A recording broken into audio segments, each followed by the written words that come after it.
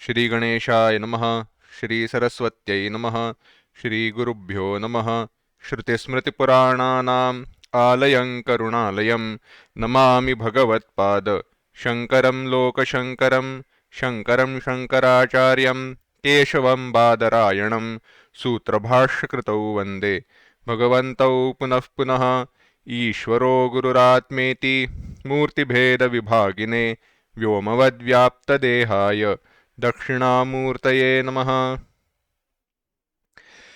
योऽन्तः प्रविश्य मम वाचमिमां प्रसुप्तां सञ्जीवयत्यखिलशक्तिधरस्वधाम्ना अन्यांशहस्तचरणश्रवणत्वगादीन् प्राणान् नमो भगवते पुरुषाय तुभ्यम्। वंशीविभूषितकरान्नवनीरदाभात् पीताम्बरादरुणबिम्बफलाधरोष्ठात् पूर्णेन्दुसुन्दरमुखादरविन्दनेत्रात् कृष्णात् परं किमपि तत्त्वमहं न जाने।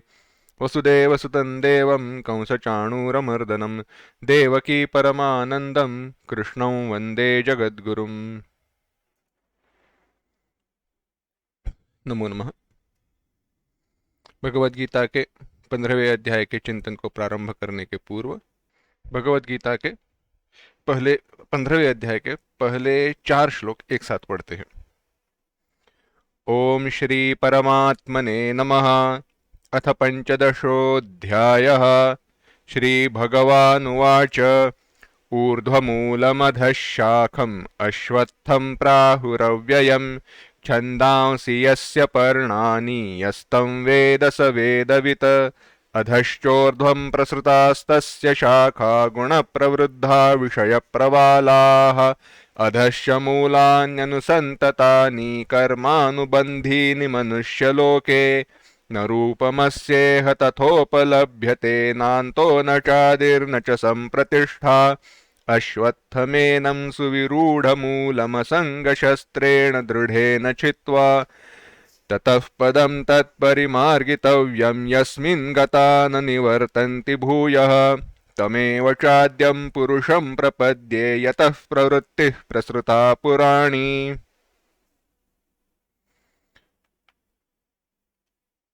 आध्यात्मिक ज्ञान अगर स्पष्ट होना है तो वैराग्य की आवश्यकता है, और यह वैराग्य उत्पन्न करने के लिए भगवान ने पहले विश्व रूप, यह जो सृष्टि है, यह संपूर्ण संसार है, उसकी रचना, उसका निर्देश वृक्ष की कल्पना के द्वारा वृक्ष के रूप में किया और कहा असंग शस्त्रेण, नित्य विवेक रूपी वैराग्य रूपी असंग शस्त्र, असंग यानी वैराग्य, संगहीनता, ऐसे उस शस्त्र से इसका दृढ़ेन चित्वा, दृढ़ता पूर्वक, यह दृढ़ता को प्राप्त हुआ जो संसार है उसका दृढ़ता पूर्वक विनाश करना चाहिए, समूल नाश करना चाहिए,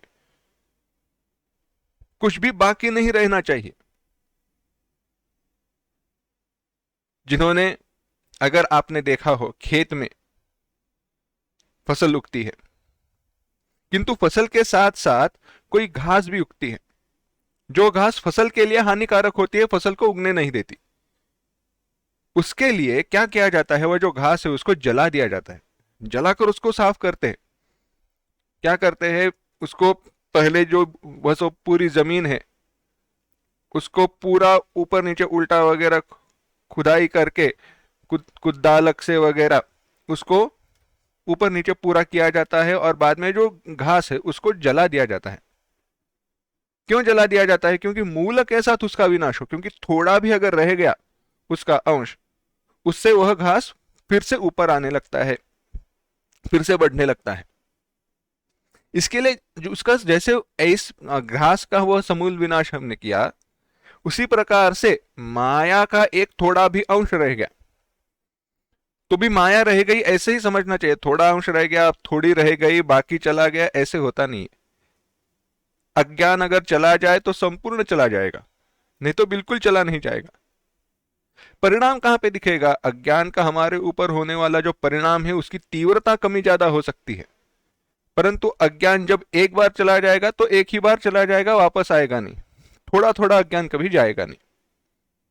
अज्ञान की जब बात कर रहे हैं तो अज्ञान माने आत्मस्वरूप का ज्ञान, अज्ञान, मैं ब्रह्म हूं, यह ज्ञान दृढ़ न होना।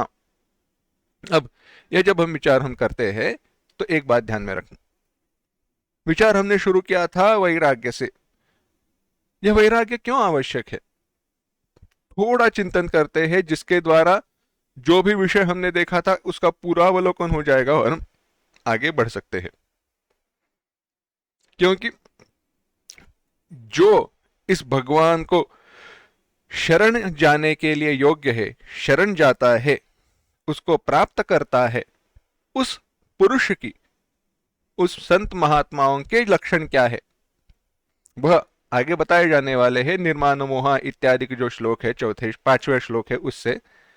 परंतु उसके पूर्व एक विचार करना आवश्यक है। देखिए, क्या हम जानते नहीं हैं भगवान ही सर्व सुख है? सर्व सुख का आगर, सर्व सुख जहां पे समाया हुआ है, समेटा हुआ है, वह भगवान है।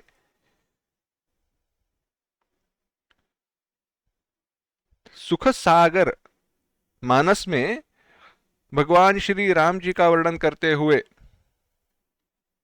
गोस्वामी तुलसीदास जी उनको सुख सागर कहते हैं। सुख का सागर है, केवल सुख ही सुख है।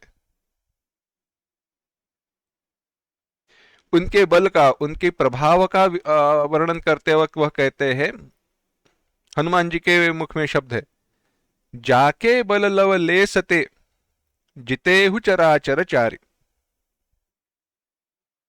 जिनके बल की लेश से, जिनके प्रभाव, जिनके सामर्थ्य के केवल अंश से, हे रावण तुमने यह सारे संसार को जीत लिया है। वहीं पे आगे फिर से हनुमान जी के मुख में ही शब्द है, या शायद काकभुसुंडी जी का जो उपदेश है वहां पे शब्द है, वहां पे यही वर्णन आया, परंतु बल की जगह पे सुख का वर्णन किया। सुख का अंश, उनके सुख के अंश से सारे जीव सुखी हो जाते हैं। तो वह कितने सुख का सागर, कैसा सुख रहेगा? यह हम जानते नहीं है क्या? यह हम जानते हैं, परंतु जानते हुए भी विषयों के द्वारा जो प्राप्त होने वाला हमें जो सुख है ना, कोई भी हो, चाहे वो पकोड़े हो, पानीपुरी हो, गोलगप्पे हो, आइसक्रीम हो, या आम से आम कोई टीवी पर होने वाली सीरियल हो, कोई भी हो, इसके द्वारा प्राप्त होने वाला जो सुख है उस सुख के प्रति हमारा आकर्षण बहुत है। क्यों है आकर्षण? क्यों हमें वह अच्छा लगता है? क्योंकि वह त्वरित सुख मिल रहा है, त्वरित सुख दे देता है।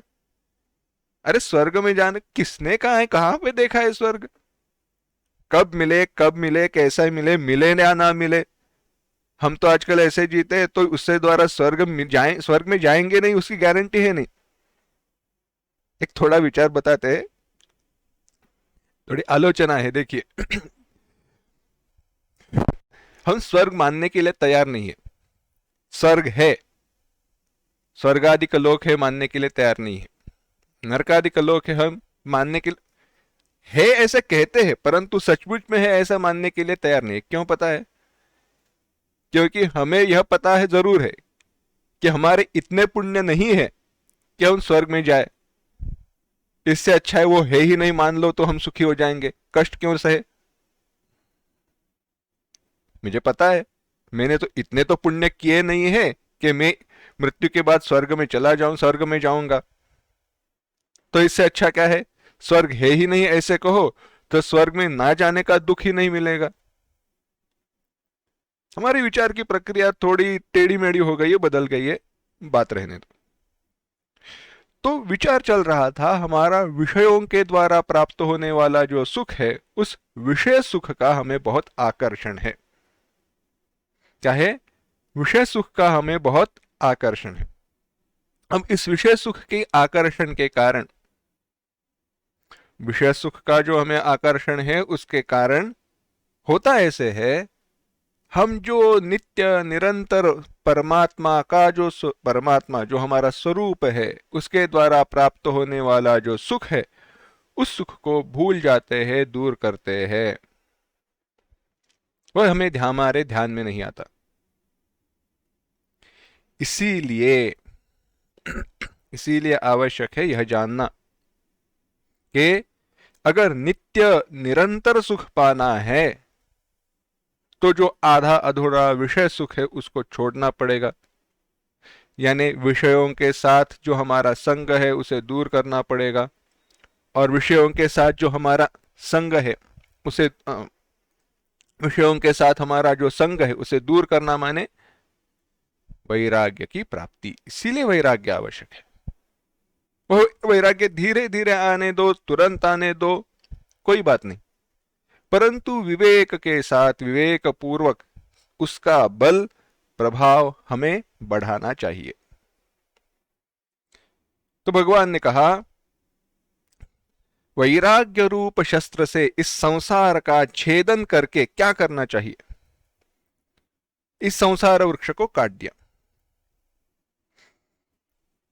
बड़ी सुंदर कथा है इस संदर्भ में, एक बड़ी सुंदर कथा है। बात बताते हैं क्या है, कैसे है। हमारे जीवन से, हमारी साधना के लिए यह बड़ी अनुकूल है। अनुकूल माने अनुकूल, मिलती जुलती है। जिस प्रकार से हमारी साधना होती है उसके लिए हुआ ऐसे। एक व्यक्ति था, उसके घर के पास, उसके बगीचे में एक वृक्ष था। विष वृक्ष कहा करते थे उसको। विष वृक्ष क्यों? जो भी कोई व्यक्ति, वृक्ष दिखाई देने के लिए बड़ा सुंदर था, बड़ा उसका वह वृक्ष बड़ा था, बहुत सारे पत्तों से भरा हुआ था, बहुत सारी डालियां थी, बहुत अच्छी नीचे छाया थी वृक्ष की, उसको बहुत अच्छे सुंदर फल लगा हुआ करते थे। परंतु जो भी कोई व्यक्ति, कोई एक पांथस्थ हो, कोई व्यक्ति हो, उसके नीचे सोया करता था, उसके नीचे सो जाता या उसके फल खाता, उसके उसके पेट में बहुत दर्द शुरू होता, वह बीमार हो जाता। लोग कोसते थे, गालियां देते थे इस व्यक्ति को, कैसा वृक्ष रखा हुआ है, विष वृक्ष ही है। उसको बुरा लगा, बहुत बुरा लगता था। तो इस व्यक्ति ने क्या किया? इस व्यक्ति ने सोचा, इस वृक्ष को तो हमें नष्ट करना ही पड़ेगा। क्या करेंगे? इस वृक्ष को हम नष्ट कर देंगे। अब वृक्ष को नष्ट कर देना है तो क्या करे? उसने सोचा, वृक्ष को खाना किसके द्वारा मिलता है? वृक्ष को खाना मिलता है पत्तों के द्वारा, डालियों के द्वारा। तो उसने हर रोज वृक्ष की डालियां, पत्ते काटना शुरू कर दिया। हर रोज थोड़े थोड़े डालियां, पत्ते वृक्ष की जो है, उस वृक्ष की काट दिया करता था। परंतु उसने कभी भी वृक्ष को पानी डालना बंद नहीं किया, उस वृक्ष को, उस पेड़ को पानी देना बंद नहीं किया। उसने पानी देना बंद नहीं किया। इसके लिए हुआ ऐसे, उस वृक्ष को पानी तो मिलते रहा, परंतु जहां पे डालियां, वह पत्ते काटे जाते थे, वहां पे बड़े तेजी से और नई डालियां और पत्ते उगाए और वह वृक्ष और ज्यादा अच्छे से बढ़ा। हमारी साधना ऐसी ही होती है, हमारी साधना भी ऐसी ही होती है। वैराग्य का हमारा प्रयत्न चालू है। कुछ विषयों को हम छोड़ते हैं, कुछ विषय जो हमारे अत्यंत प्रिय थे उनको हम छोड़ते हैं, परंतु विषयों के प्रति जो आकर्षण है, विषयों को देखो, विषयों को हमने छोड़ दिया। यानी कैसे? बहुत चाय पीने की आदत थी, चाय छोड़ दी। बहुत कॉफी पीने की आदत थी, कॉफी छोड़ दी। बाहर का बहुत खाया करते थे, वह कम कर दिया। बहुत घूमा करते थे, घूमना बंद कर दिया। छोटी छोटी छोटी चीजें छोड़ दी। अच्छे अच्छे बहुत कपड़े पहनने का क्या शौक था, वह कम कर दिया। बहुत सारी चीजें ऐसे ही बाद में लगेंगी, बहुत बाद में उसका उपयोग करेंगे, इसके लिए रखी हुई थी, वह दान दे दी, छोड़ दिया।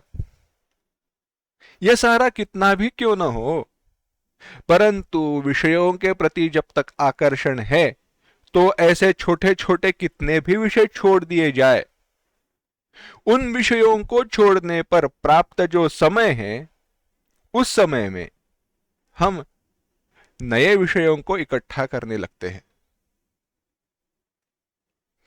बात ध्यान में आ रही है? हो क्या रहा है हमारे जीवन में?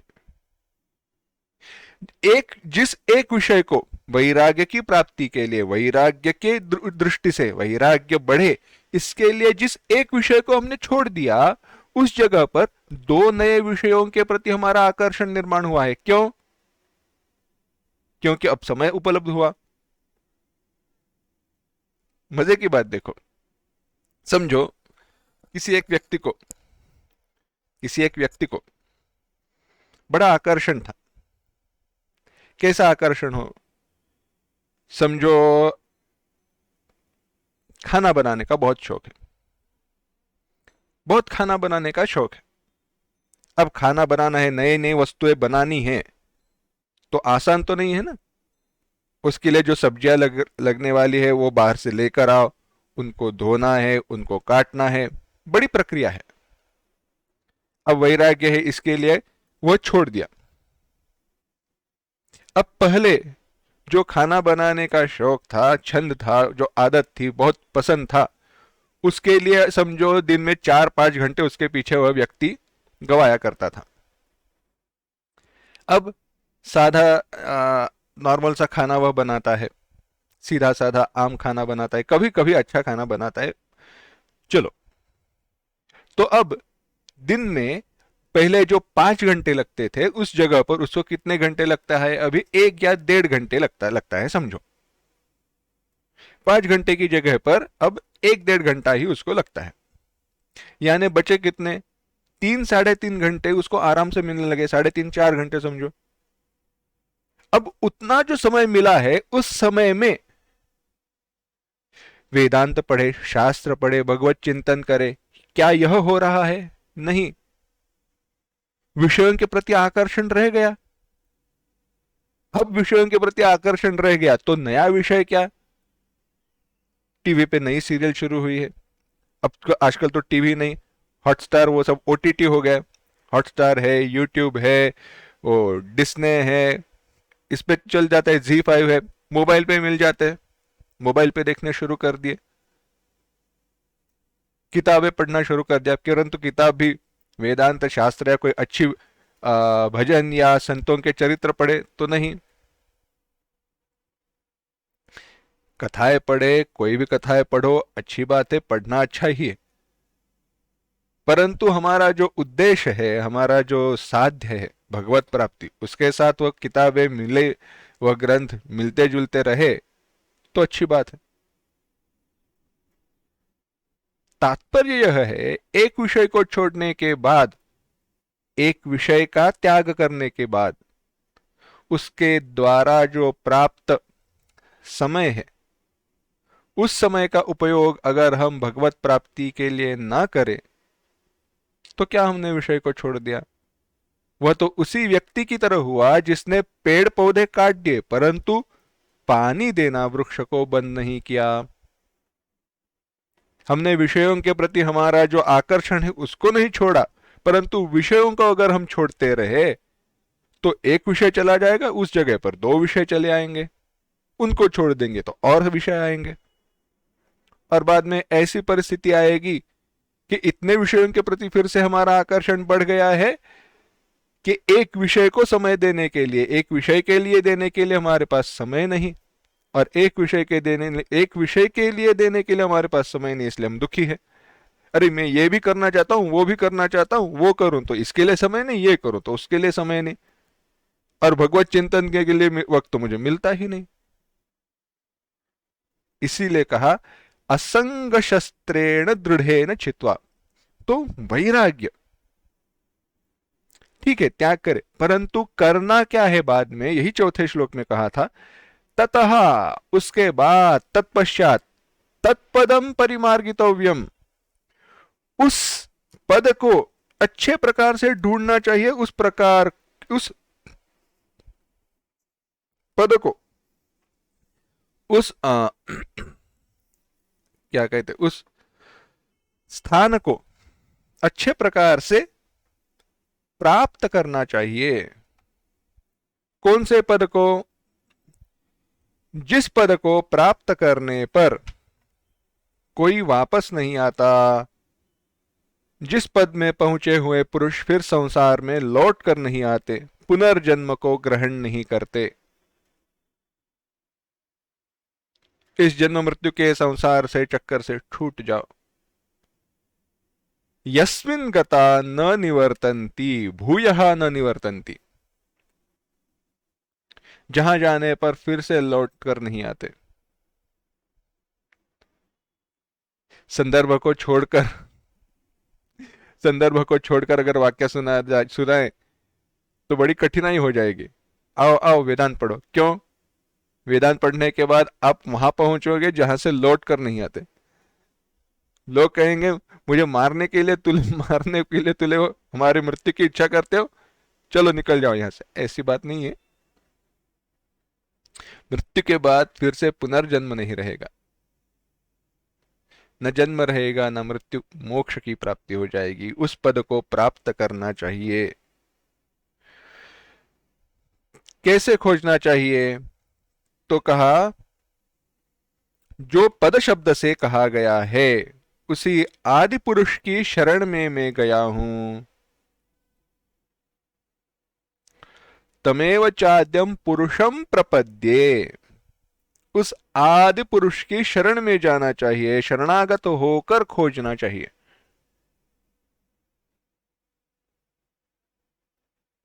शरणागत दीनार्थम, दीन शरणागत के भगवान उद्धार कर देते हैं, उद्धार करते हैं। भगवान का वचन है, अभयम सर्वभूतेभ्यो ददाम्येतद् वचम मम तवास्मीति आचते।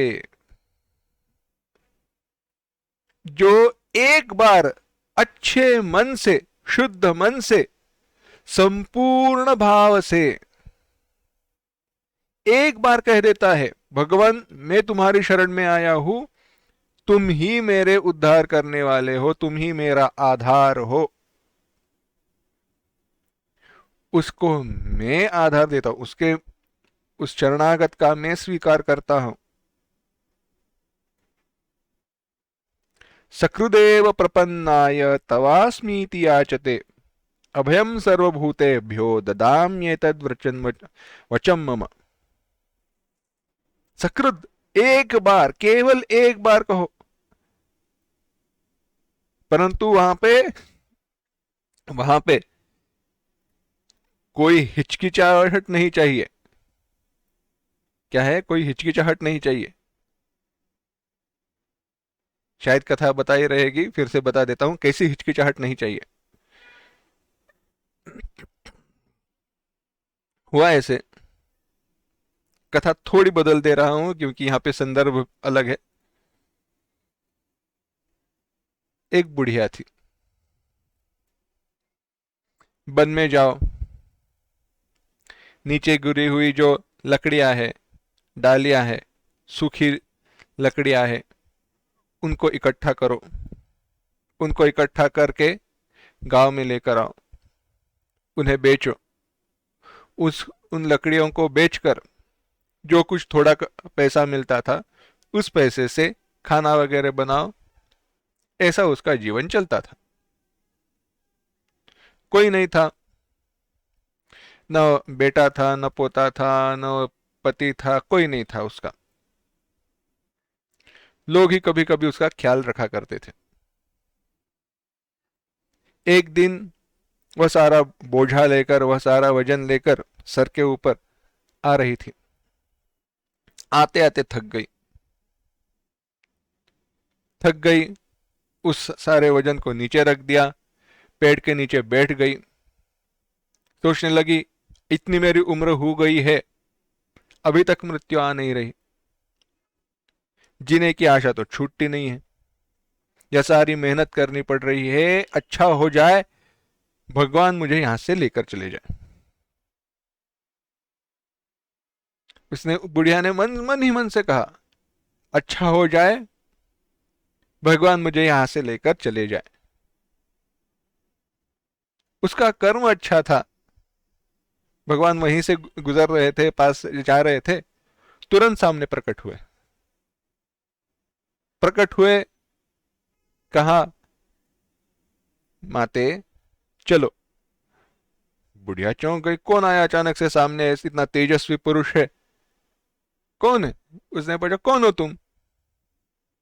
भगवान ने कहा, मैं भगवान हूं। तुमने पुकारा, कहा भगवान अच्छा हो जाए, तुमने मुझे लेकर चलो, तुमने चलने की बात की, मैं तुरंत आ गया। तो बुढ़िया ने कहा, मैंने आपको पुकारा तो सही, परंतु तुम्हारे साथ लेकर चलने के लिए नहीं कहा। भगवान ने कहा, तो फिर क्यों पुकारा? अरे कुछ नहीं, यह वजन थोड़ा ज्यादा हुआ है, कोई उठाकर मेरे साथ चले, इसके लिए तुम्हें पुकारा है।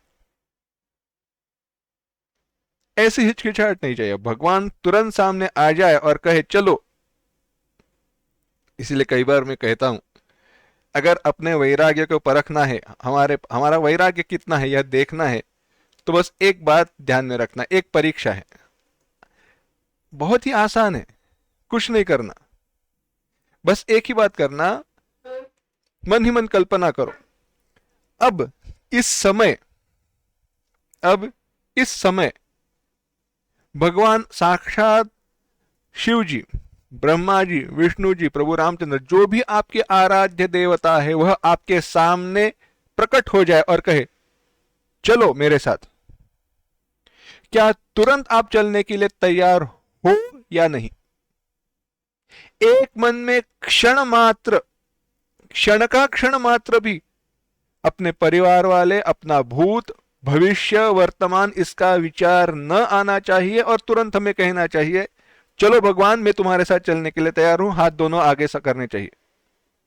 अगर ऐसी हमारी तैयारी है तो हमारा वैराग्य निश्चित है। भगवान लेकर जाने के लिए तैयार है, पर हमारा मन संसार में असर अगर ऐसे ऐसा अटका रहे, भगवान तुरंत चले जाएंगे। भगवान रुकते नहीं है, टैक्सी वाले, रिक्शा वाले की तरह वो रुकते नहीं है, वो कहते चलो तो चलो, नहीं तो बहुत लोगों का उद्धार भगवान को करना है। आएंगे वह वापस फिर से, परंतु जब हम तैयार रहेंगे तभी आएंगे। तत्परिमार्गितव्यम, उस पद को प्राप्त करना चाहिए। इसीलिए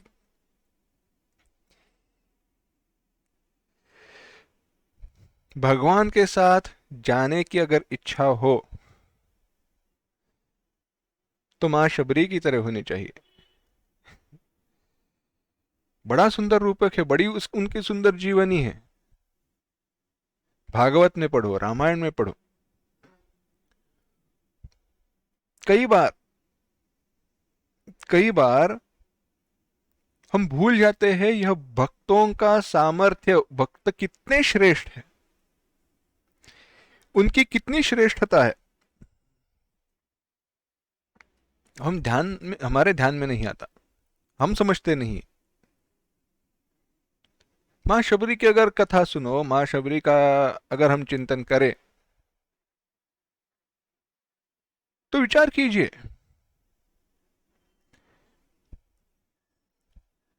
वह क्या कोई बड़ी ऋषि कन्या है, ऋषि मुनियों के घर में जन्म हुआ है, ऐसे है? नहीं, वन पुरुषों के जीवन में आया है, गुहक, जंगल में, वन में ही उसका जन्म हुआ। कोई षोडश संस्कार वगैरह हुए हैं ऐसी बात नहीं है। परंतु एक बात पता थी, संतों की सेवा करनी चाहिए। एक बात पता थी, संतों की सेवा करनी चाहिए। ऋषि मुनियों के संग में रही, ऋषि मुनियों का वो जिस आश्रम में रहा करती थी,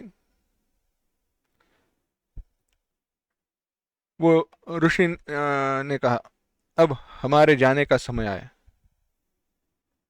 उसने कहा मुझे भी लेकर चलो। कहा तुम्हारा समय अभी तक आया नहीं है, तुम्हें प्रभु श्री राम जी के दर्शन होने वाले हैं। तुमने आश्रम में रहकर हमारी जो सेवा की, बड़ी उनकी सुंदर कथा है, कथा विस्तार है, कथा विस्तार मुझे यहाँ पे नहीं करना है। वह कैसे रहा करती थी बिना दिखाए बिना बताए, वह कैसे आश्रम को साफ सुथरा रखती थी, वह सब विचार है, वह विस्तार मुझे अभी नहीं करना है, हमें आगे बढ़ना है। परंतु ऋषि ने कहा प्रभु श्री राम जी का तुम्हें दर्शन होने वाला है, प्रभु राम जी आश्रम में आएंगे, तब तक तुम्हें यहाँ पे रुकना है। उद्धार वह तुम्हारा उद्धार करेंगे, तुम्हारा इतना पुण्य जरूर है, तब तक रुकना, हम चलते हैं। गुरु जी ने कहा है प्रभु राम जी आएंगे, गुरु जी ने कहा है प्रभु राम जी आएंगे, संपूर्ण विश्वास श्रद्धा, तो दिनक्रम बन गया। हर दिन सुबह उठकर आश्रम को साफ करो, पेड़ से फूल फल लेकर आओ, पूजा करने के लिए, भगवान को भूख लगी रहेगी उनको देने के लिए। बस यही दिन, हर दिन सुबह उठकर साफ करो, फूल निकालो, फल इकट्ठा करो, राह देखते रहो। किसी ने कहा पगली इतने साल हो गए फिर भी आज भी तुम्हारा यही चल रहा है? गुरु जी को जाकर कितने साल हो गए? उसने कहा नहीं, कितने भी साल क्यों ना होने दो, कितना भी समय क्यों न चले जाने दो, मेरे भगवान प्रभु श्री राम जी आएंगे, और जब वो आएंगे तब उस दिन अगर मैंने इस आश्रम को साफ नहीं रखा हो तो वह क्या कहेंगे। इसलिए जिस दिन वह आएंगे, भगवान कभी भी आने दो, यह आश्रम शुद्ध साफ सुथरा रहना चाहिए और उनके लिए फल और फूल तैयार होने चाहिए। कभी भी आने दो। इसी प्रकार से हमारा मन, अंतःकरण ऐसा शुद्ध हो, कभी भी उसमें विषयों का मल न रहे। क्यों? ऐसे कोई समय हो, ऐसा कोई कृपा का अवसर हमें प्राप्त हो जिस समय उस हृदय में अगर भगवान प्रकट हो जाए तो वहां पे भगवान ऐसे न कहे यहां पे विषयों का मल है, मेरे रहने का कोई स्थान नहीं, या तो यहाँ पे विषयों को रहने दो या तो मुझे रहने दो। अगर यहाँ पे विषय रहते हैं तो मैं चला जाऊंगा। ऐसे न हो। यही है ततः पदम तत्परिमार्गितव्यम, जो दृढ़ेन चित्वा, जो हम चिंतन कर रहे हैं, यह विचार है।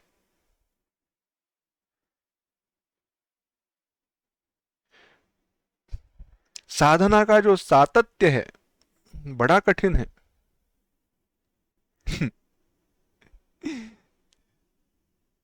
शबरी माँ का उदाहरण हमें याद आता है, और जब भी याद आता है तो हम आश्रम में जब सीख रहे थे वेदांत, तब की बात याद आती है। कैसा हमारा साधना, जो भी हमारा दिनक्रम है, जो भी हमारा नियम है, एक बार नियम हो गया तो हो गया। क्यों बता रहे? कैसे प्रमाद, गलती कभी भी ना हो, उसका उदाहरण है। कैसे दिनक्रम हमारा आश्रम में निश्चित था। सुबह उठकर, सुबह जल्दी उठना है, 4 बजे घंटी बजाया करते थे। क्यों 4 बजे? इसलिए घंटी बजाया करते थे, 5:30 बजे वेद पाठ के लिए हमें जाना पड़ता था। 5:30 बजे, बिल्कुल 5:30 बजे घड़ी लगाई है जैसे वैसे। वेद पठन शुरू हुआ करता था, 6 बजे तक वह आधा पौना घंटा चलता था। बाद में चाय का समय था इत्यादि। बाद में पाठ का समय था। उसके बाद संस्कृत की कक्षा हुआ करती थी। उसके बाद खाना था। फिर से बाद में आ, दोपहर शाम को एक पाठ हुआ करता था।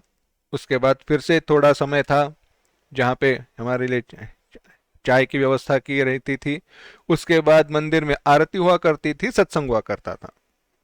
हर एक के लिए समय निश्चित था और उस समय पर आपको उपस्थित वहां पे रहना है। आपको बाकी कोई काम नहीं है। हम विद्यार्थियों के लिए, ब्रह्मचारियों के लिए एक ही काम था, क्या? समय पर उपस्थित रह के, समय जब भी आपको समय दिया है उस समय पर उस काम के लिए वहां पे उपस्थित रहो। बाकी समय में अपनी साधना पढ़ाई करते रहो।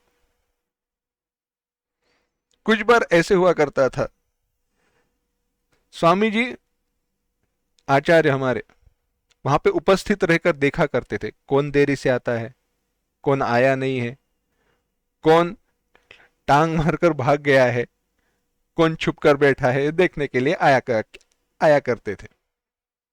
हुआ ऐसे एक दो बार, मेरे ही जो बाजू में रहने वाला था, उसका दुर्भाग्य हो या क्या कहे कोई नहीं, मैं और वह, हम दोनों साथ में ही एक साथ ही जाया करते थे समय पे बिल्कुल। कभी कभी उसको 2-3 बार ऐसे हुआ, उसके बारे में हुआ, देरी से आया, और जिस दिन वह देरी से आया उसी दिन हमारे आचार्य स्वामी जी वहां पे आए हुए थे।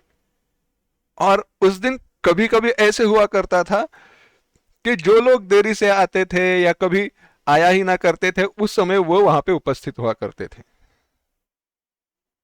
यानी हर दिन जो समय पर उपस्थित हो रहा है वह उस दिन, जिस दिन आचार्य वहां पे उपस्थित है, वहां पे देरी से आया, आचार्य जी क्या कहेंगे, यह हर रोज देरी से आता है। ऐसे होता नहीं था, क्योंकि आचार्य जी को सारी खबर रहा करती थी, वह तो देखा करते थे, उनको पता था बाकी आचरण कैसे है व्यक्ति का, उसके द्वारा उनको पता चलता था। परंतु बात यह है, कहने का तात्पर्य हेतु क्या है, प्रमाद, गलती कभी भी नहीं होनी चाहिए साधना में। इसीलिए हमने चिंतन किया है, साधना का जो यह मार्ग है कैसा है, तलवार की धार पर चलने की जैसा है। क्षुरस्य धारा निशिथा दुरत्यया,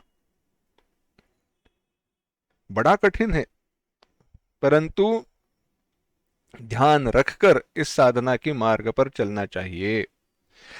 अस्तु, आगे बढ़ते हैं। उस परम पद को प्राप्त करना चाहिए। कैसा पद है? जहां पे जाने पर कोई भी पुनर्जन्म को प्राप्त नहीं होता। अच्छा, उस परम पद को कैसे पुरुष प्राप्त करते हैं? तो कहते हैं, 5वां श्लोक देखना, निर्माण मोहाजित संग दोषा अध्यात्म नित्या विनिवृत्त कामाः द्वंद्वैर्विमुक्ता सुख दुख संज्ञैः गच्छन्त्यमूढ़ाः पदमव्ययम् तत्।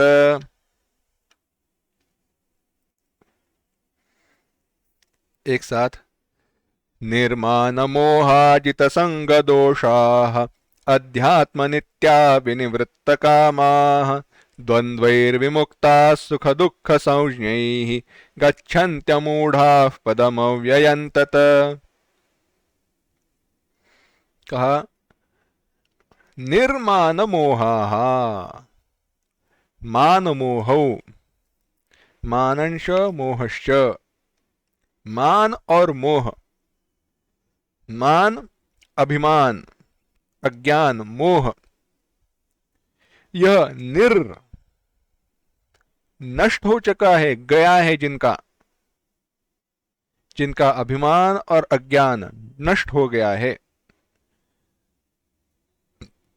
जित संग दोषाः, जिन्होंने संग दोष, आसक्ति रूप दोषों को जीत लिया है। अध्यात्म नित्याः, सरलार्थ से देखेंगे, विस्तार बाद में करते हैं जब आगे करेंगे तब। लेकिन अध्यात्म नित्याः इसका अर्थ है परमेश्वर स्वरूप, परमात्म स्वरूप की जगह पर, परमात्म स्वरूप में जिनका मन स्थिर हो गया है, आत्मस्वरूप में, परमात्म स्वरूप में जिनका मन स्थिर हो चुका है। विनिवृत्त कामाः, विशेषेण निवृत्त, अत्यंत विशेषतः निर्लेपेन निवृत्ताः, विशेषेण विशेषता से, संपूर्णता से जिनका मन, जिनकी मन से कामनाएं नष्ट हो चुकी है, कामनाएं संपूर्ण चली गई है। द्वंद्वैर्विमुक्ताः, द्वंद्वैः विमुक्ताः, जो द्वंद्वों से छूटे हुए हैं। सुख दुख संज्ञैः, कैसे द्वंद्व, सुख दुख, मान अपमान, प्रिय अप्रिय इत्यादि, इस सारे द्वंद्व से छूट गए हैं। अमूढ़ाः, न अविवेकी, विवेकयुक्ताः, मूढ़ माने अविवेकी, अमूढ़ यानी विवेकी, मोहरहित ज्ञानी, तत् अव्ययम पदम गच्छन्ति, उस अव्यय पद को प्राप्त करते हैं। तो अब देखते हैं एलिजिबिलिटी क्राइटेरिया, हमें कैसे होना चाहिए तो भगवान को प्राप्त करेंगे, है ना। कभी कभी किसी बड़े व्यक्ति को मिलना है या किसी को मिलना है तो लिख कर देना पड़ता है क्या क्या है, अच्छा ये है, ये लाया है, ये है, ठीक है तो मिलो। बैकग्राउंड चेक, अगर प्रधानमंत्री जी को या कोई ऐसे बड़ी व्यक्ति है उसको अगर साक्षात मिलना है, साक्षात्कार का समय, परंतु उस साक्षात्कार के लिए भी बैकग्राउंड चेक होती है। आप टेररिस्ट तो नहीं हो ना, आप किसी, आपका मन में कोई दूसरा भला बुरा हेतु तो नहीं है ना, क्यों मिलना चाहते हो, कैसे मिलना चाहते हो, कहाँ पे रहते हो, कैसे रहते हो, कहाँ से आए हो, क्यों आए हो, सब होता है।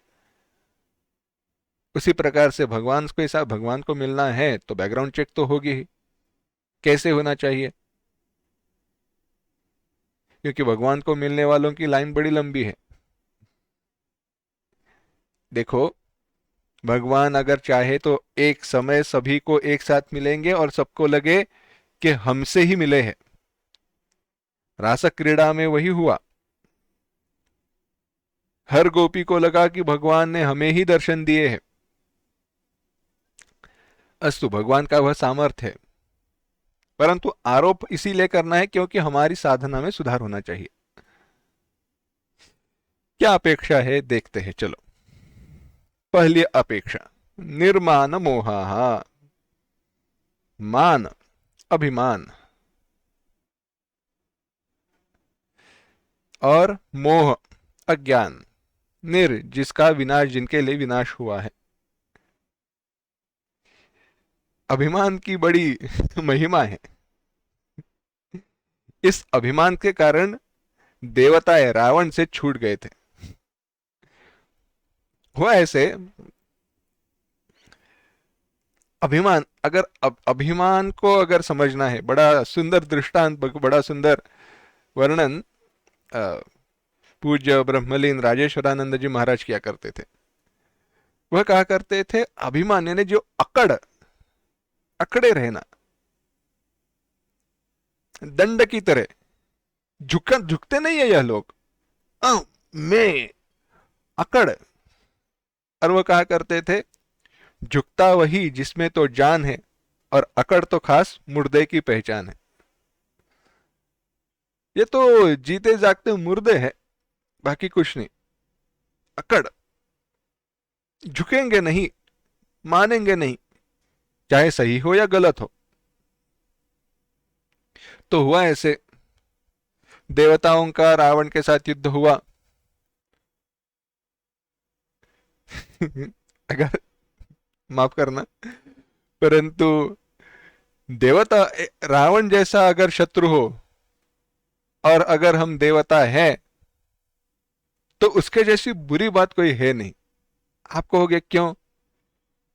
क्योंकि उसके द्वारा पीटने पर मरेंगे तो नहीं, यानी केवल मार खाते रहो, पिटाई होती रहे, मृत्यु तो आएगी नहीं। तो एक ही उत्तर है, क्या करे? भागो। अब देवता रावण से हार गए, हार गए तो क्या, चलो छुपने के लिए जगह ढूंढनी चाहिए। देवता यानी इंद्रादि के देवता छुपने के लिए जगह ढूंढे, तो कहां पे मिले? जहां जाए वहां पे रावण पीछे पीछे चला आ रहा था। तो किसी ने कहा, ऐसे छोटी गुफा में जाओ जिसका मुख छोटा है। कहा, ऐसी गुफा में जाकर छुप जाओ जहां का जिसका मुख छोटा है। कहा, अरे क्या बात कर रहे हो, गुफा से में छुप जाएंगे तो बाहर कैसे आएंगे, वो अंदर चलाए तो। कहा, तुम छुप जाओ तो सही, बाद में देखना। सारे देवताएं एक गुफा में चले गए। रावण बाहर आकर खड़ा हुआ, हे, आओ सब लोग बाहर, क्या डर के छुप गए हो अंदर, बाहर आओ। देवताओं ने कहा, अगर तुम्हारे पास इतना सामर्थ्य है तो तुम अंदर आओ। रावण ने कहा, मैं क्यों अंदर आऊं? डरे हुए व्यक्ति की तरह आप अंदर छुपे क्यों रहे हो? बाहर आकर युद्ध करो, सामर्थ्य है तो बाहर आओ। देवताओं ने कहा, तुम अंदर आके अंदर आ जाओ। रावण अंदर जाने के लिए तैयार नहीं। रावण अंदर जाने के लिए तैयार नहीं इसलिए क्योंकि अगर गुफा में जाना है तो सर झुकाना पड़ेगा, और सर झुकाना रावण को पता है नहीं। ऐसी अकड़, ऐसा अभिमान किस काम का? अभिमान का भी भिन्न भिन्न रूप रहता है। फिर से राजेश्वरानंद जी का ही बड़ा सुंदर दृष्टांत है, वह कहा करते थे, उनके मुख से सुना है यह दृष्टांत। कुछ लोगों को किसका अभिमान रहे, कैसा अभिमान रहे, कुछ नहीं कह सकते। अपने सामर्थ्य का भी अभिमान, कहते पता नहीं हम कितने बड़े हैं, हमारा क्या सामर्थ्य है। जैसे ही हम वहां पे चले जाते हैं, लोग कांपने लगते हैं, डर के मारे वह लोग कांपने लगते हैं। हम आवाज बढ़ाए, हम आवाज ऊंची करें तो लोग छुप जाते हैं। तो किसी ने कहा, अच्छा, आप जहां पे जाते हो लोग डर के मारे कांपने लगते हैं, आप आवाज बढ़ाओ, आवाज ऊंची करो तो लोग छिप जाते हैं। हाँ, तो आप आदमी हो या राक्षस? ऐसे भी, ऐसा भी अभिमान, ऐसा भी क्या अभिमान होता है कि लोग डर के मारे भाग जाए? अरे, बड़प्पन तो संतों का है, जहां जाने पर लोग शरण आ जाए, चरण छूने के लिए चले आए, देखने के बाद भाग जाए, तो वह सामर्थ्य किस काम का? अभिमान नहीं होना चाहिए।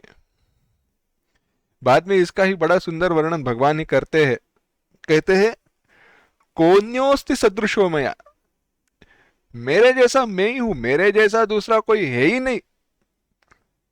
भगवान ने मुझ अकेले को ही सबसे अच्छा बनाया है।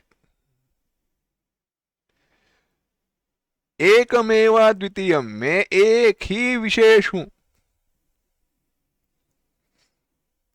अज्ञानी व्यक्ति को कहे तुम्हारे जैसा कोई नहीं, अज्ञानी कहेगा देखो मेरे जैसा कोई नहीं, देखो मैं कितना बड़ा हूं।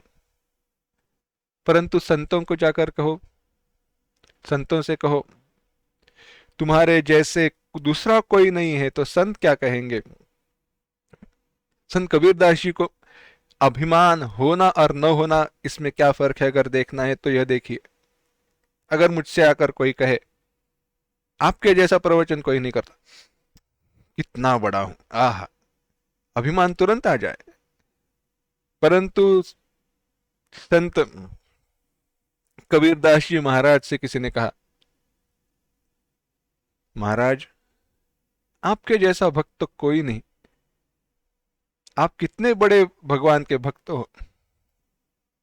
संत कबीरदास जी महाराज ने कहा, कबीर कबीर क्या कहे जा जमुना के तीर, एक कबीर के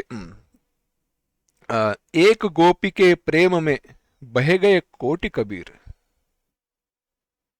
जमुना के तीर जाकर देखो, गोपियों का जो भगवान के प्रति प्रेम था, जो भक्ति थी, उस एक गोपी के भक्ति में मेरे जैसे कोटि कबीर बह जाएंगे। मेरी क्या बात करते हो। यह निरभिमानता है। इस प्रकार से जिसका अभिमान नष्ट हो चुका है, जिनका अभिमान नष्ट हो चुका है।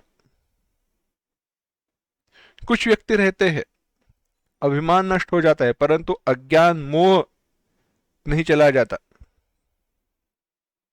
रह जाता है। वह मोह भी नष्ट हो जाए, वह मोह भी नष्ट हो जाए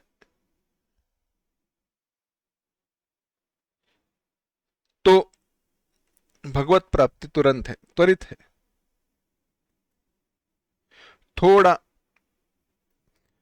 दृष्टांत 100% जुड़ता नहीं है, परंतु इस कथा का एक बार हम चिंतन यहां पे कर सकते हैं।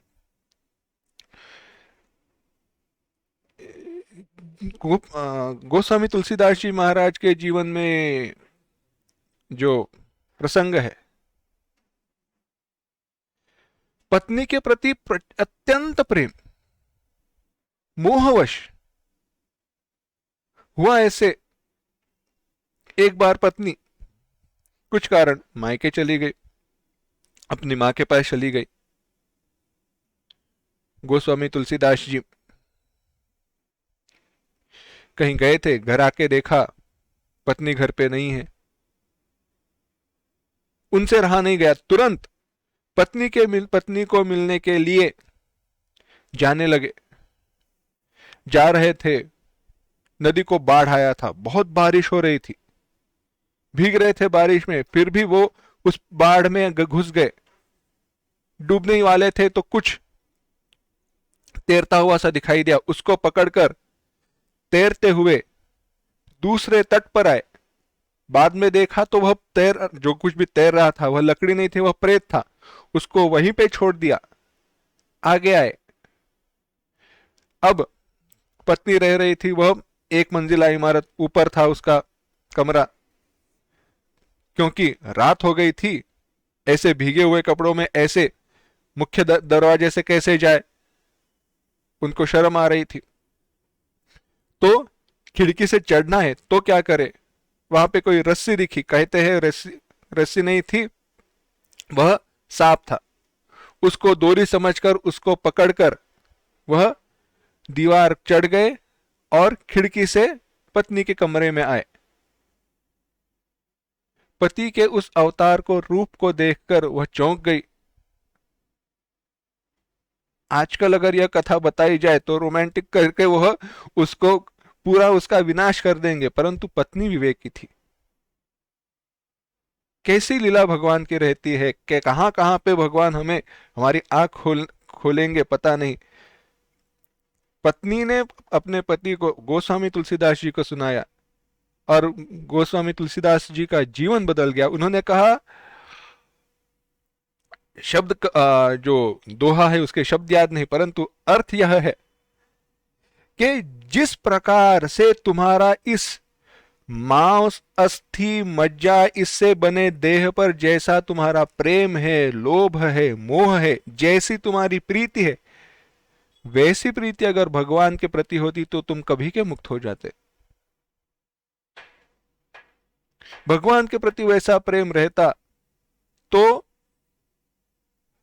तुम्हारा कभी का कल्याण हो जाता था और गोस्वामी तुलसीदास जी का मोह नष्ट हो गया। अभिमान था नहीं, मैं कोई बड़ा हूं, अभिमान था नहीं, मोह रह गया था, वह मोह भी चला गया और हमें गोस्वामी तुलसीदास जी मिल गए। लीला है, जन्म से ही वह जीवन मुक्त है, उसमें कोई संदेह नहीं है, हमारे लिए उनकी यह लीला है। हमारा अभिमान छूट जाए, निर्भिमानी हम रहे, परंतु उसके साथ मोह भी नष्ट होना चाहिए, अज्ञान भी नष्ट होना चाहिए। यह मोह कब नए अभिमान को जन्म दे बता नहीं सकते। निर्माण मोहा, जिनका अभिमान और मोह नष्ट हो गया है, जो मान और मोह से रहित है। इतना ही नहीं कहा, जितसंग दोषाः, जिन्होंने संग दोष इनको जीत लिया है, जिन्होंने आसक्ति रूप दोष को जीत लिया है।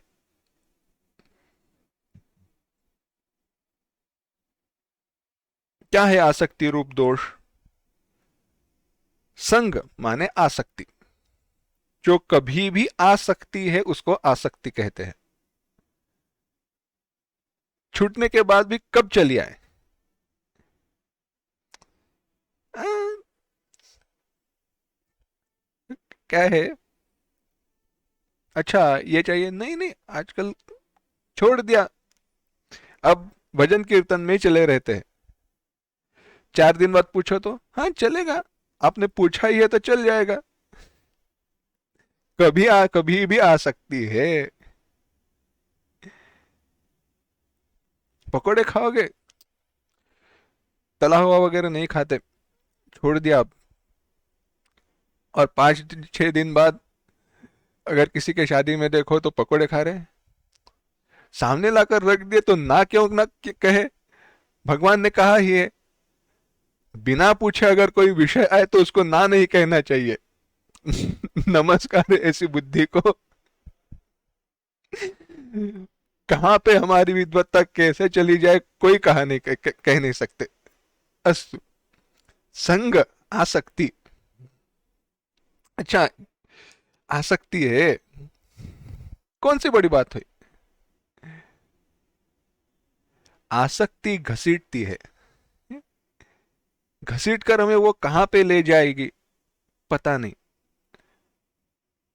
कब, अगर दृष्टांत के रूप में रूपक करना है, अगर कल्पना करनी है तो वह कैसी है, वह साधना के मार्ग पर गिरे हुए केले के छिलके की तरह है।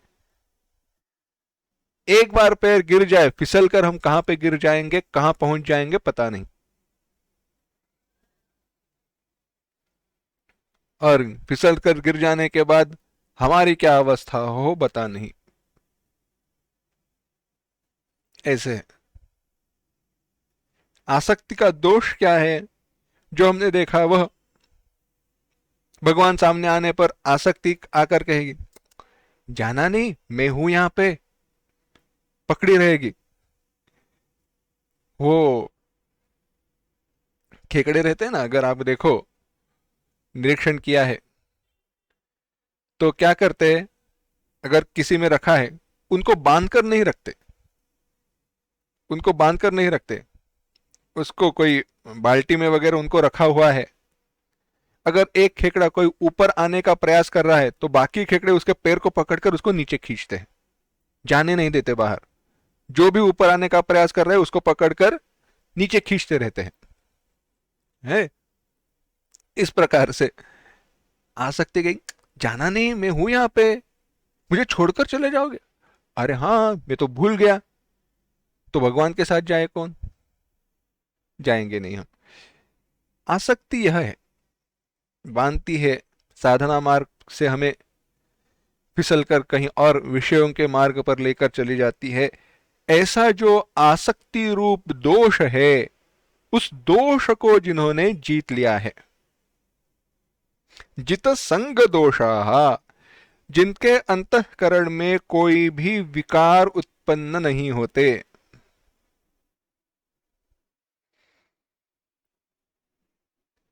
कैसी विषय आसक्ति को, आसक्ति रूपी दोष को जीतने की पराकाष्ठा, परिसीमा कैसी है, वर्णन किया। इन व्यक्तियों का मन विषयों के प्रति नहीं जाता। इन व्यक्तियों का मन विषयों के प्रति नहीं जाता ऐसी बात नहीं है, विषय ही इस व्यक्ति के मन के प्रति आते नहीं है। रूपक का वर्णन देखो, बाद में समझाता हूं कैसे इसका विचार करना है, कैसी इसकी महिमा है, क्या इसका अर्थ है। कहा इनका मन जितसंग दोषः, जिन्होंने संग दोषों को जीत लिया है उनका मन विषयों के प्रति नहीं जाता ऐसी बात नहीं है, विषयों ने ही इनके मन के प्रति आना छोड़ दिया है। भेद क्या हुआ, क्या है, ऐसे गोल गोल ना कहना, सीधी बात बताता हूं। किसी के पास अच्छा वैराग्य है, उसके लिए क्या रहेगा, उसके लिए विषय सामने आने पर वह जान जाएगा यह विषय है, यह मेरे भलाई के लिए है नहीं, और उसका चिंतन वह करेगा नहीं, मन विषयों के प्रति जाएगा नहीं। परंतु जब मन विषयों के प्रति जा नहीं रहा है, तब एक बात क्या हो रही है, वह वस्तु विषय है, मेरा मन उस विषय के प्रति जाना नहीं चाहिए, यह भाव है, और मन जाता नहीं है। यानी विषयों का विषय के रूप में ग्रहण हो रहा है, परंतु ऐसे जो जितसंग दोषाः है उनके लिए विषय विषय ही नहीं रह गए, विषय विषय के रूप में ही दिखाई नहीं देते, तो उनके प्रति मन का जाने का अवसर ही नहीं आता। सभी जगह पर इनके लिए सब कुछ भगवान ही है, विषय नहीं, आसक्ति और संग की तो बात छोड़ ही दो। इस प्रकार से जितसंग दोषाः, इसीलिए दूसरे अध्याय में कहा था रसवर्जम रसोप्यस्य परं दृष्ट्वा निवर्तते। इसका मन अब विषयों के प्रति जा नहीं रहा है, बात तो सही है, परंतु विषयों में कहीं तो रस है, ऐसी जो भावना है ऐसी अभी तक इसकी गई नहीं है। रसवर्जम, विषयों के प्रति आसक्ति चली गई, परंतु विषयों में रस है, विषयों में कहीं तो सुख है, ऐसी भावना कहीं पे रह गई है।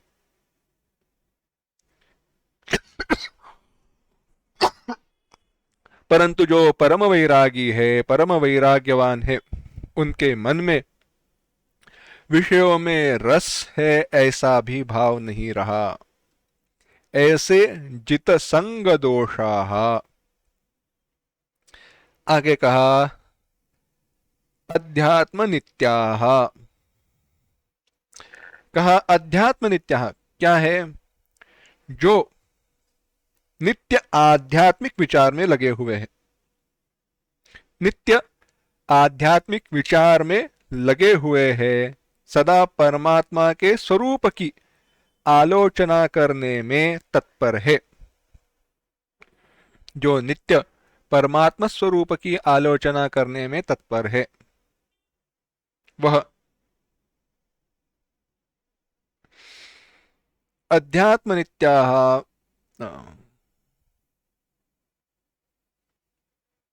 यानी फिर से थोड़ा और इसका विस्तार करते हैं।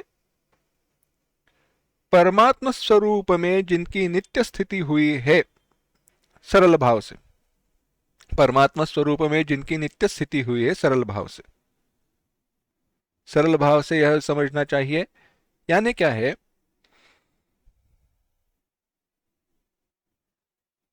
ऐसे इस दृष्टि से विचार करो।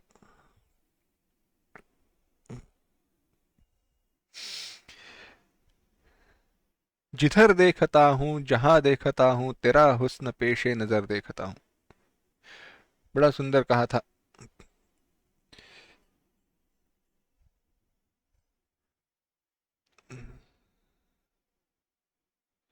क्या है, नित्य आध्यात्मिक चिंतन, यानी कहीं पर बैठकर आंखें बंद की है और भगवत स्वरूप का चिंतन हो रहा है, समाधि अवस्था, समाधि अभ्यास, ठीक है।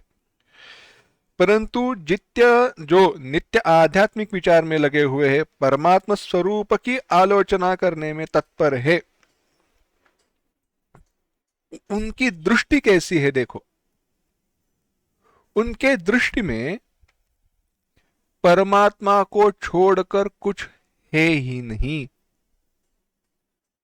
विषय भी सामने रखो, उस विषय को वह परमात्मा के साथ जोड़ देंगे।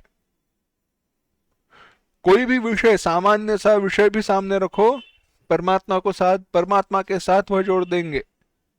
नित्य परमात्मा दर्शन ही हो जाएगा उनको।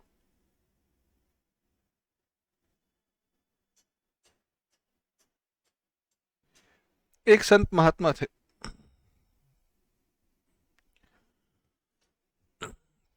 लोग उनकी शरण जाया करते थे, उनको उनसे उपदेश प्राप्त हो, उनकी कृपा प्राप्त हो, उसके लिए उनके पास जाया करते थे। किसी गांव में ही बड़ी व्यक्ति थी, उसको यह रहा नहीं गया। उसने कहा, इस ये अच्छी बात नहीं, बहुत द्वेष क्या करता था उस संत महात्मा का। उन्होंने सोचा, अब देखते हैं कैसा इनका वैराग्य है, कैसे यह है, एक काम करते हैं। उसने क्या किया, एक गणिका, एक वेश्या को पैसे दिए और कहा, उनके पास जाओ और उनको बुलाओ, उनको मोहित करना। गणिका, वेश्या संध्या समय, रात के समय पे उस संत महात्मा के घर पहुंच गई। दरवाजा खटखटाया, महात्मा ने दरवाजा खोला, उस गणिका, उस वेश्या को देखा। जैसे ही देखा, महात्मा ने कहा, हे देवी भगवती, कैसे आना हुआ, मैं आपकी क्या सेवा करूं। जब यह शब्द सुने तो गणिका वेश्या का जीवन ही बदल गया। क्यों ना बदल जाए। अरे जिसका त्याग, जिसका द्वेष, जिस शरीर का द्वेष और या मोह लोग करते हैं, वहां पे जो देवी का स्वरूप देखे, जो जो उस रूप को देवी स्वरूप में देखे, माता के स्वरूप में देखे, उनके शब्दों से व्यक्ति का जीवन बदल न जाए तो आश्चर्य है। यह है भगवत स्वरूप की आलोचना नित्य। जहां पे देखो वहां भगवत स्वरूप ही देखना, विषय है ही नहीं, विषय है ही नहीं। ऐसी दृष्टि हो, भोजन हो तो भगवान का प्रसाद है, ऐसा है। अध्यात्म नित्याह, आंखें बंद करके संसार को भूलकर भगवान का चिंतन तो होता ही रहेगा, परंतु हर समय, जिस समय संसार का दर्शन हो रहा है तब भी भगवान का चिंतन हो तो बड़ी बात है।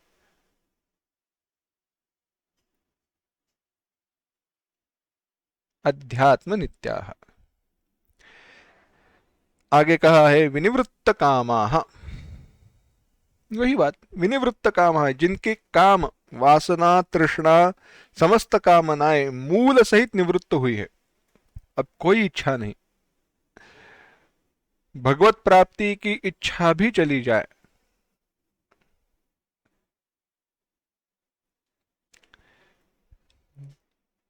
कितना बड़ा सुंदर। देखो, अगर कभी लगे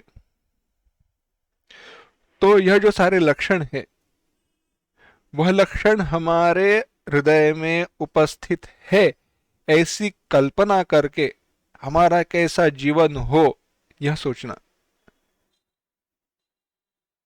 उस अवस्था का चिंतन केवल करना, तो बात देखिए, तो और समझना और देखना हमारी साधना कैसे तुरंत त्वरित बदलती जाएगी।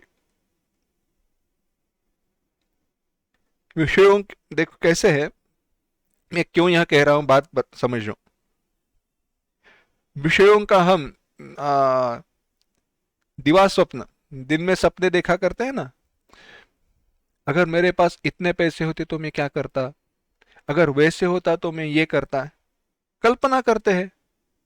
विषय हमारे पास है, ऐसे सोचकर हम कल्पना करते जैसे जाते हैं, वैसे ही ऐसे गुण हमारे हृदय में उपस्थित है करके कल्पना करो। और तब उन विषयों के हमारे हृदय में उपस्थित होने पर हमें जो सुख प्राप्त होने वाला है, उस सुख का केवल भान भी हो, कितना सुख मिल रहा है वह हमारे ध्यान में आए, तो तुरंत हम इन गुणों को हमारे हृदय में उपस्थित करने का प्रयास शुरू कर देंगे, प्राप्त करने का प्रयास शुरू कर देंगे।